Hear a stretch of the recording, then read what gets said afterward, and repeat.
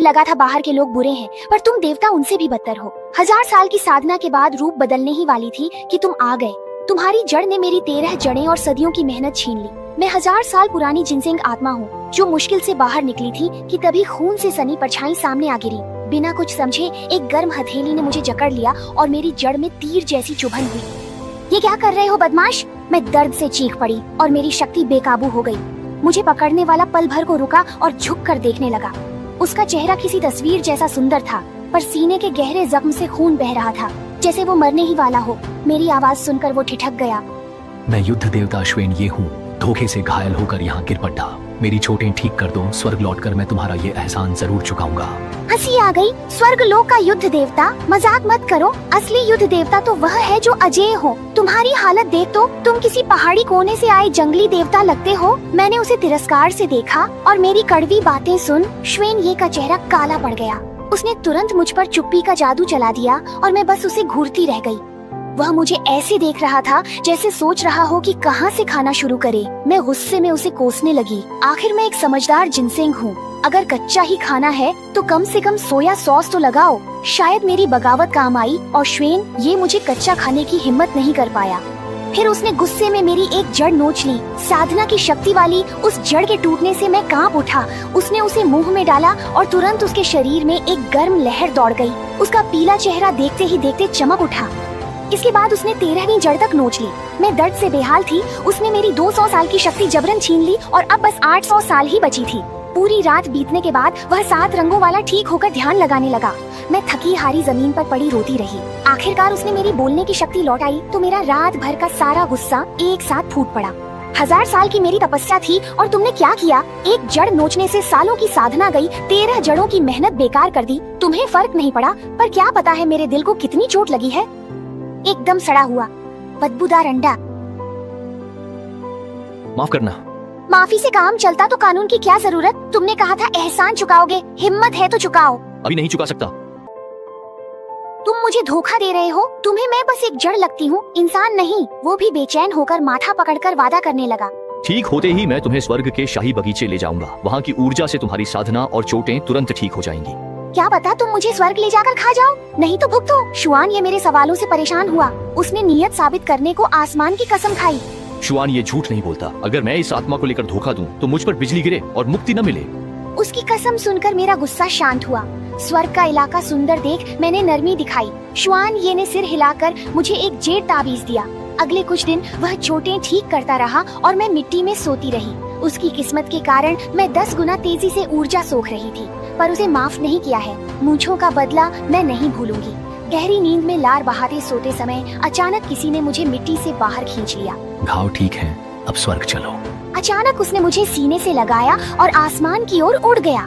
मैंने सिर बाहर निकालकर देखा। नीचे बादलों के बीच गहरी खाई थी और मेरे पैर कांपने लगे।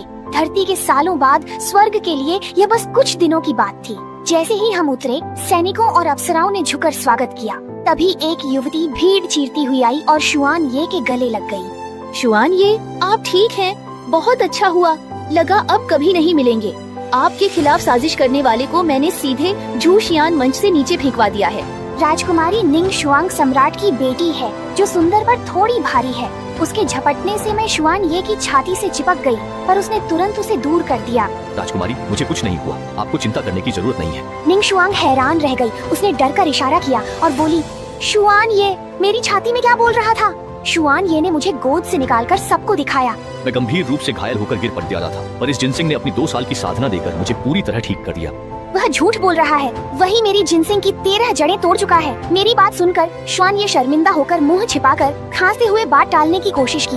ये दिलचस्प प्राणी बहुत कमजोर था, इसलिए मैंने एहसान चुकाने के लिए इसे स्वर्ग महल ले जाकर इसकी शक्तियाँ बहाल करने में मदद की। इसकी हालत बिगड़ती देख मैंने इसे वापस ले जाकर मिट्टी में दफना दिया। यह कहकर वह मुझे लेकर चल पड़ा। मैं छटपटाते हुए उसे गालियाँ दी। तू किसे दफनाने जा रहा है?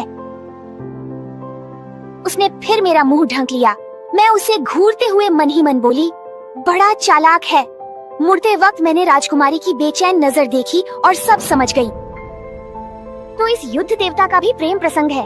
अगले ही पल श्वन्य ने मुझ पर ज्वाला निषेध मंत्र डालकर मेरा मुंह बंद किया और कमरे में कैद कर दिया। उसने अपना वादा निभाया और मुझे सीधे महल के बगीचे की जमीन में बो दिया। यहाँ की प्रचुर आध्यात्मिक ऊर्जा से मैं कुछ ही दिनों में ठीक हो गई। मेरी देखभाल के लिए उसने हांगू नाम की एक मेहनती अप्सरा भेजी, जो रोज सुबह मेरे लिए ताज़ा ओस इकट्ठा करती थी। बहुत अच्छा है, इस स्वर्ग महल में मुझे तुम सबसे ज्यादा पसंद हो। तुम बहुत कोमल और ध्यान रखने वाली हो। ये सब शेनजुन के आदेश है, मैं बस उनका पालन कर रही हूँ। तुम शेनजुन की उपकार करता हो तो मेरी भी हो। तुम्हारी साधना क्या है? मुझे तो लगता है कि तुम बस एक साधारण अप्सरा हो। 6 लोकों में पर्वत, आत्मा और राक्षस सबसे नीचे हैं। अमर होकर भी वे सेवक ही रहते हैं। होंगू जैसी ही मैं भी एक हैतांग देवी हूँ। मेरे शांत स्वभाव के कारण मुझे यहाँ नियुक्त किया गया। यहाँ जाना कि शेनजुन बहुत कम बोलते हैं। मैंने सहमति में सिर हिलाते हुए कहा, हाँ, वो बहुत कम बोलते हैं। क्या वो हकलाते हैं? होंगुओं की आंखें चमक उठी और हम दोनों हंस पड़े। अचानक होंगुओं की हंसी रुक गई। मैंने उसे थपथपाते हुए पूछा कि वह चुप क्यों हो गई। तभी पीछे से एक बर्फीली हवा आई। मुड़कर देखा तो वहाँ शुआने खड़े थे, जिनकी नजरें जमा देने वाली थीं। मैं डर के मारे कुछ बोल ही नहीं पाई। अरे तुम तो सच में हकलाते हो। मेरी बात अभी पूरी भी नहीं हुई थी कि एक तलवार की धार ने मेरे सिर के ऊपर लटकती लालटेन को काटकर गिरा दिया। आग तुरंत भड़क उठी और मैं लगातार पीछे हटती गई। शुआने, मैं तुम्हारी उपकार करता हूँ, तुम मुझ पर एहसान फरामोशी मत करो। उसने हाथ बढ़ाकर मेरी डालियाँ ऐसे उखाड़ ली जैसे कोई मूली उखाड़ता है। देखो, अब शोर कुछ कम हो गया है। मैं तो डर गई थी कि कहीं वो मुझे बाहर न फेंक दे। अब उसका रवैया नरम है तो मैं भी बुरा नहीं बनना चाहती। क्या तुम्हें पता नहीं मेरी 200 साल की साधना थी? तुम ऐसा कैसे कह सकते हो? अगर मदद करनी है तो मेरी शक्ति वापस दिलाओ। मुझे मिट्टी की जगह कुछ दिव्य औषधियाँ या दुर्लभ खजाने दो, तभी मैं ठीक हो पाऊंगी। ये पावन मिट्टी है, इसमें अपार आध्यात्मिक ऊर्जा है। अब तुम्हें विश्राम करना चाहिए। तुम्हें कोई शर्म नहीं? क्या युद्ध देवता ऐसे ही जान बचाने का कर्ज चुकाते हैं? मेरे शोर से परेशान होकर उसने तुरंत सिर हिला दिया। ठीक है, तुम चिल्लाओ मत। ठीक है, मैं बस जिद कर रही थी।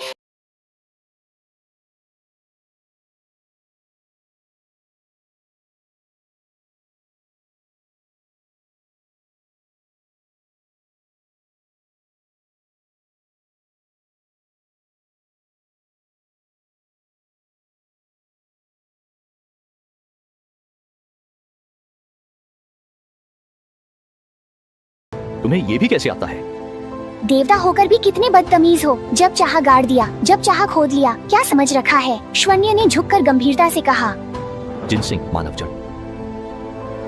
क्या मैं उसके लिए इतनी भी अहमियत नहीं रखती? मानना पड़ेगा, श्वन्य का यह गमला कमाल है। शू सिंह की रफ्तार 3 गुना बढ़ जाती है। इसमें बैठते ही ऊर्जा शरीर में समाने लगी और सुकून से आंखें बंद हो गईं। पर अब चक्कर क्यों आ रहा है? और श्वन्य, तुम 2 क्यों दिख रहे हो?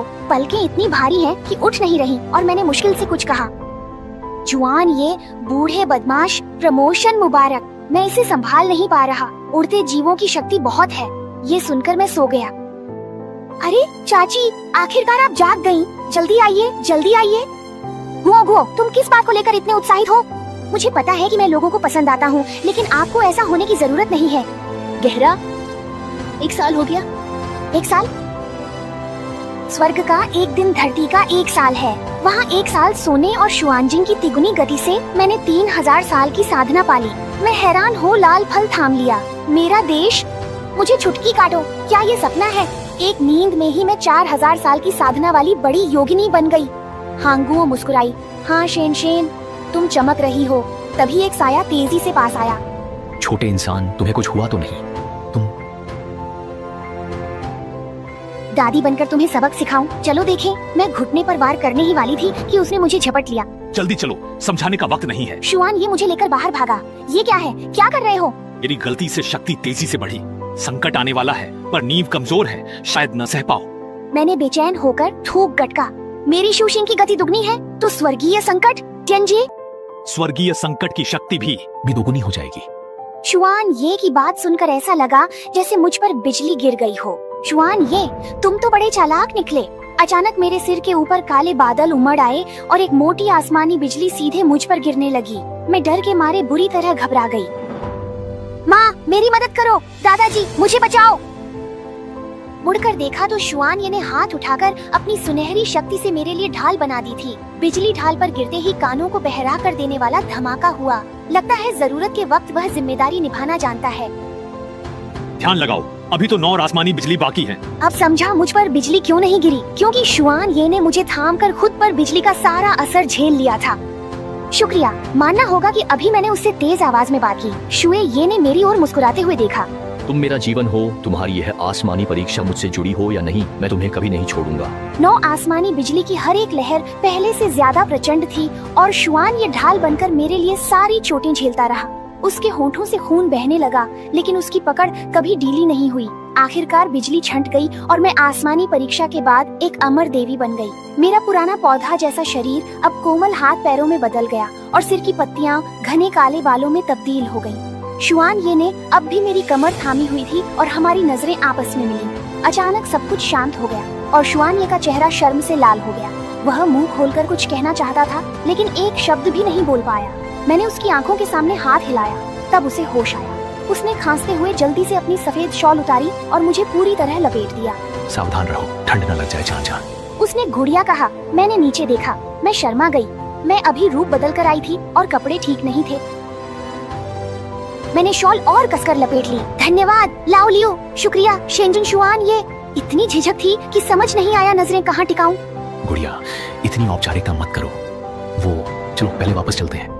हाँ पहले वापस चलते हैं, वरना गुओगुओ चिंता करने लगेगा। महल के बाहर हांगुओ काफी बेचैनी से इधर उधर घूम रहा था। जब उसने शुआन ये को एक लड़की को पीठ पर लादे हुए आते देखा तो वो दंग रह गया। मैं उसकी पीठ से कूदकर बोली, गुओगुओ ये मैं हूँ, शेन शेन। हांगुओ ने पास आकर मेरी खुशबू सूंघी और पहचान लिया। शेन शेन, वाकई तुम ही हो। तुम छोटी लड़की कैसे बन गई? अभी अभी इतनी हलचल हुई थी, मुझे लगा कुछ हो गया है। हाँ सच में, मुझे लगा था कि मैं भुनी हुई जिनसेंग बन जाऊंगी, पर शुक्र है शुआनिये का कि उन्होंने मुझे बचा लिया। क्या तुम्हारे पास कोई अतिरिक्त कपड़े हैं? मैंने अभी अभी रूप बदला है और मेरे पास कपड़े नहीं है। वह मुझे अपने रहने की जगह ले गया और पहनने को नीली पोशाक दी। हांगुओ मुझे ईर्ष्या भरी नजरों से देख रही थी। तुम पर ये कपड़े बहुत अच्छे लग रहे हैं, तुम किसी अप्सरा जैसी सुंदर लग रही हो। मैं आईने में खुद को देख रही थी, पर मेरी त्योरियां चढ़ गयीं। मैंने अपना सीना और कमर दबाई। अरे मेरा शरीर ऐसा क्यों है? हांगुओ का चेहरा लाल हो गया। उसने मेरा हाथ पकड़कर मुझे रोक दिया। अरे जरा अंदाजा लगाओ ये क्या है? हम दोनों ही कुछ समझ नहीं पाए। तुम जाकर देवता से पूछ लो, वह सब कुछ जानते हैं। तो फिर मैं जाकर उनसे पूछती हूँ। मैंने अपनी ड्रेस उठाई और दौड़ती हुई शुआनिये के सामने पहुँच गयी। वह उस वक्त आंगन में खड़ा था। मुझे देखकर उसके चेहरे पर हल्की सी मुस्कान आ गई। मैं इंसानी रूप में कैसे बदल गई? अचानक इतना मोटा कैसे हो गया? देखो ये चर्बी पहले तो थी ही नहीं। पहले जो शुआनिये बिल्कुल शांत था, उसके चेहरे का भाव एकदम से सख्त हो गया, जैसे उस पर आसमान से बिजली गिर गई हो। वह वहीं जड़ हो गया। क्या हुआ? क्या ये बड़ा है? मैंने फिर हाथ उठाया, उसके सीने पर हाथ रखा तो हैरान रह गई। ये और भी अजीब है। तुम्हारे पास कैसे नहीं है शुआनिये? मैं कुछ कहने ही वाली थी कि तभी पीछे से राजकुमारी निंग शुआंग की तीखी आवाज सुनाई दी। तुम लोग यहाँ क्या कर रहे हो? वह गुस्से से तमतमाए चेहरे के साथ हमें देख रही थी। मैंने उसकी और अपनी छाती की तुलना की और महसूस किया कि मेरी उससे बड़ी है। मेरी नजर पड़ते ही शुआनिये ने तुरंत अपना हाथ पीछे खींच लिया और हल्की सी खांसी के साथ फिर से गंभीर हो गया। राजकुमारी निंग शुआंग सामने आ धमकी। मुझे गुस्से से घूरा और शुआनिये से सवाल किया, शुआनिये, यह औरत कौन है? तुम इसके साथ ऐसी वैसी हरकतें क्यों कर रहे थे? शायद शुआनिये ने राजकुमारी के डर से मुझे तुरंत अपने पीछे खींच लिया और समझाने लगा। इसी ने मेरी जान बचाई। नन्ही जिनसेंग आत्मा आज शक्ति से रूप बदल कर यह अमर हो गई है। उसकी सफाई से राजकुमारी शांत नहीं हुई। उसने शुआनिये को हटाकर मुझे दुश्मनी भरी नजरों से घूरा। तुम वही हो जो शुआनिये की जान बचाकर और अमर होकर उसे बहकाकर युद्ध की देवी बनना चाहती हो? क्या मैं सच में उसे बहका रही हूँ? बहकाना किसे कहते हैं? ऐसे? यह कहते हुए मैंने उसके सीने पर 2 बार दबा दिया। निंग शुआंग का चेहरा गुस्से से लाल हो गया और उसने मुझे थप्पड़ जड़ दिया। तुम बेहया हो? कोई है? इस गुस्ताख को पकड़ो जिसने राजकुमारी का अपमान किया है। निंग शुआंग, मेरा इरादा ऐसा नहीं था। मुझे क्या पता था आप मना करेंगी। ज्यादा से ज्यादा आप मुझे दबा लें, घाटा नहीं होगा।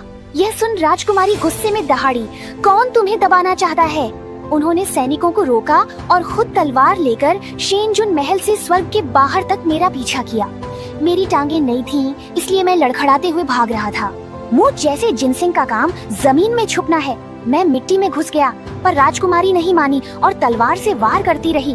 वह चिल्लाई, बाहर निकलो। जब बर्दाश्त नहीं हुआ तो मैं असली रूप में आकर मिट्टी में सिमट गया और अपनी आभा छुपा ली। इंसान बनना मुश्किल है सैनसेंग। मैं फिर से खाने की चीज ही बन जाता।